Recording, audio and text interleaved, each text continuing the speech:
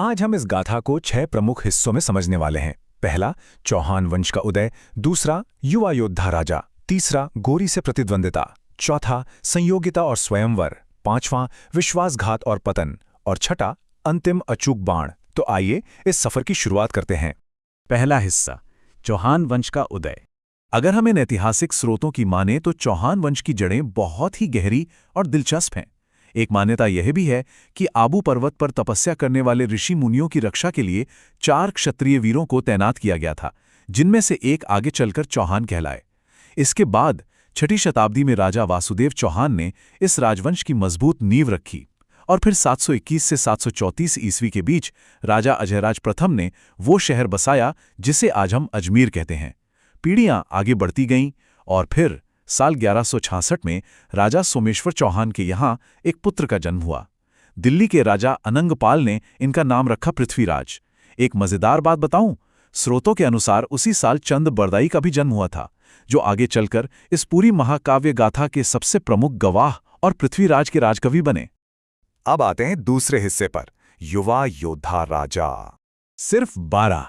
जरा एक पल के लिए इस उम्र के बारे में सोचिए।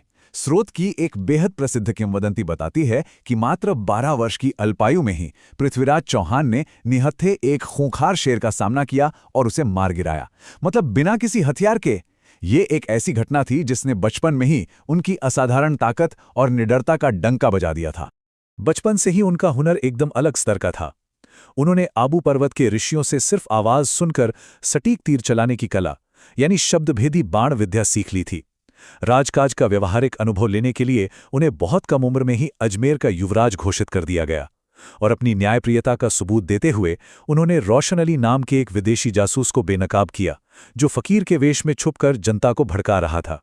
स्रोत में एक और दिलचस्प जिक्र है। जब अजमेर में भयानक भूकंप आया तो गोरी के एक सेनापति मीर ने इसका फायदा उठाकर हमला कर दिया, लेकिन पृथ्वीराज ने अपने वफादार सेनापति चामुंडराय के साथ मिलकर उसे बुरी तरह हरा दिया। इसके अलावा उन्होंने थानेश्वर के राजा नाहर राय को भी परास्त किया और संभावती से विवाह किया। चलिए अब बढ़ते हैं तीसरे और शायद सबसे अहम हिस्से की तरफ, गोरी के साथ प्रतिद्वंद्विता। यहां दोनों पक्षों की वॉरफेयर स्ट्रैटेजी यानी युद्ध नीतियों का निष्पक्ष विश्लेषण करना बहुत जरूरी है, क्योंकि दोनों के तरीके बिल्कुल विपरीत थे। एक तरफ पृथ्वीराज थे, जो युद्ध में क्षत्रिय धर्म और आदर्शों का सख्ती से पालन करते थे। मिसाल के तौर पर जब गोरी के सताए हुए मीर हुसैन ने उनसे पनाह मांगी तो उन्होंने कूटनीतिक जोखिम होने के बावजूद उसे शरण दी। वहीं दूसरी ओर स्रोतों में गोरी के तौर तरीके बिल्कुल अलग बताए गए हैं। उसका पूरा फोकस किसी भी कीमत पर जीतने पर था, फिर चाहे उसके लिए जासूसों का इस्तेमाल करना पड़े, छल कपट करना पड़े, संधियां तोड़नी पड़े या प्राकृतिक आपदाओं का फायदा ही क्यों न उठाना पड़े। अगर हम इन ऐतिहासिक दावों पर गौर करें तो पता चलता है कि पृथ्वीराज ने गौरी को युद्ध में 1 या 2 बार नहीं बल्कि कई बार धूल चटाई, चाहे वो सरहंदा का युद्ध हो या दिल्ली की कोई साजिश। हर बार गौरी हारने के बाद अपनी जान की भीख मांगता और हर बार पृथ्वीराज उसे क्षमा कर देते। ये जो बार बार माफ करने की आदर्शवादी नीति थी ना, यही आगे चलकर इस इतिहास का सबसे बड़ा और निर्णायक मोड़ साबित हुई। ये हमें सोचने पर मजबूर करती है कि युद्ध में आदर्शवाद की कीमत कभी-कभी कितनी भारी पड़ सकती है। चौथा हिस्सा, संयोगिता और स्वयंवर। यहां से कहानी एक बहुत ही नाटकीय मोड़ लेती है। इस हिस्से को समझने के लिए स्वयंवर की प्राचीन प्रथा का बैकग्राउंड जानना जरूरी है। ये वो शाही परंपरा थी जहां एक राजकुमारी उपस्थित राजाओं और राजकुमारों की सभा में से अपने लिए जीवन साथी चुनती थी। कन्नौज के राजा जयचंद ने एक विशाल राजसूय यज्ञ रखा और उसी के साथ अपनी बेटी संयोगिता का स्वयंवर भी आयोजित किया। लेकिन यहां उनका मुख्य एजेंडा पृथ्वीराज चौहान को अपमानित करना था, इसीलिए उन्होंने जानबूझकर पृथ्वीराज को इस स्वयंवर का न्योता ही नहीं दिया। तो देखिए, ये पूरा घटनाक्रम कितना फिल्मी और ड्रामेटिक था। जयचंद ने पृथ्वीराज को नीचा दिखाने के लिए द्वारपाल यानी गार्ड की जगह पर उनकी एक मूर्ति खड़ी कर दी, लेकिन संयोगिता, जो मन ही मन पृथ्वीराज को अपना पति मान चुकी थीं, उन्होंने बाकी सभी राजाओं को छोड़कर सीधा उस मूर्ति के गले में वरमाला डाल दी।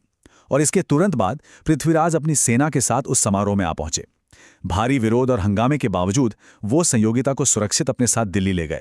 इस एक बेहद साहसिक कदम ने जयचंद की दुश्मनी को एक भयंकर बदले की आग में तब्दील कर दिया।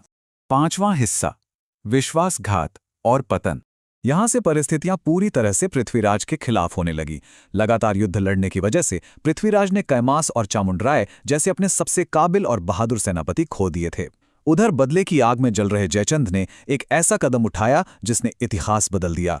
उसने अपनी पूरी विशाल सेना मोहम्मद गौरी के साथ मिला दी। स्रोत बताते हैं कि गौरी ने बड़ी चालाकी से झूठे शांति दूत भेजकर पृथ्वीराज को यह भ्रम दिया कि वो कोई युद्ध नहीं चाहता, और फिर जब राजपूत सेना बिल्कुल तैयार नहीं थी, तब युद्ध के सारे नियमों को तोड़ते हुए गौरी ने रात के अंधेरे में एक जबरदस्त अचानक हमला कर दिया।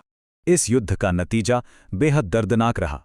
राजपूत सेना अप्रस्तुत होने के बावजूद पूरी बहादुरी से लड़ी, लेकिन धोखे से हुए इस हमले के कारण पृथ्वीराज को बंदी बना लिया गया और उन्हें अफगानिस्तान ले जाया गया। और दूसरी तरफ क्या हुआ? जिस जयचंद ने गौरी का साथ दिया था, गौरी ने उसे भी धोखा दिया और बेरहमी से मार डाला। यह वाकया इतिहास का एक बहुत ही कड़वा सबक है कि बदले की भावना में किए गए गठबंधन अक्सर खुद के ही पतन का कारण बन जाते हैं। और अब छठा और अंतिम हिस्सा, अंतिम अचूक बाण। अब जरा इस स्थिति की कल्पना कीजिए। स्रोतों के अनुसार अफगानिस्तान ले जाए जाने के बाद जब पृथ्वीराज चौहान ने गौरी के सामने आंखें झुकाने से साफ इनकार कर दिया, तो गुस्से में गौरी ने उनकी दोनों आंखें फोड़ दीं। अब सवाल ये उठता है कि बिना आंखों के एक अनजान देश में बेड़ियों में जकड़ा एक पराजित राजा अपना प्रतिशोध कैसे पूरा करेगा? कोई रास्ता ही नहीं दिखता है ना। और ठीक इसी नामुमकिन सी स्थिति में एंट्री होती है उनके राजकवि और बचपन के दोस्त चंद बरदाई की। वो किसी तरह अफगानिस्तान पहुंचते हैं और अपनी चतुराई से गौरी को उकसाते हैं कि वो पृथ्वीराज की शब्दभेदी बाण विद्या का कमाल देखें, वही कला जो उन्होंने बचपन में ऋषियों से सीखी थी। गौरी अपने अहंकार में इस करतब को देखने के लिए मान जाता है और यहीं से इस महाकाव्य के अंतिम दाव की रूपरेखा तय होती है। जब पृथ्वीराज तीर कमान लेकर खड़े थे, ठीक उसी क्षण चंदबरदाई ने वो ऐतिहासिक दोहा पढ़ा, 4 बांस 24 गज, अंगुल अष्ट प्रमाण, ता ऊपर सुल्तान है, मत चूको चौहान। ये सिर्फ एक कविता नहीं थी, ये एक परफेक्ट मैथमेटिकल कैलकुलेशन थी। इसमें गौरी की सटीक ऊंचाई और दूरी का हिसाब छपा था। पृथ्वीराज ने केवल इस आवाज और गणित को सुनकर अपना बाण छोड़ दिया और वो सीधा गौरी के सीने को चीरता हुआ निकल गया। इसके तुरंत बाद दुश्मनों के हाथों अपमानित होने से बचने के लिए पृथ्वीराज और चंदबरदाई ने एक दूसरे को कटार मारकर अपने प्राणों की आहुति दे दी। तो इस तरह से इस महाकाव्य का अंत होता है। इन स्रोतों के जरिए हमने देखा कि कैसे एक अजेय योद्धा का उत्थान हुआ, कैसे उनका आदर्शवाद उन पर भारी पड़ा, अपनों ने ही कैसे विश्वासघात किया और आखिरकार एक विदेशी धरती पर कैसे उन्होंने अदम्य साहस का परिचय दिया।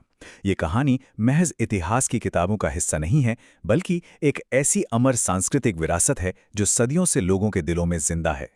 इस पूरी चर्चा को समेटते हुए एक बहुत ही गहरा सवाल हमारे सामने खड़ा होता है। जब ऐतिहासिक घटनाओं को पीढ़ी दर पीढ़ी कविताओं और महाकाव्यों के जरिए सुनाया जाता है, तो एक आम इंसान की असलियत कहाँ खत्म होती है और एक किंवदंती या लीजेंड कहाँ से शुरू होता है? शायद इसी धुंधली सी लकीर के बीच इन कहानियों का असली जादू और उनकी अमरता छुपी है। सोचिएगा इस बारे में। इतिहास के इन जटिल परतों को समझने की ये उत्सुकता ऐसे ही बनी रहनी चाहिए।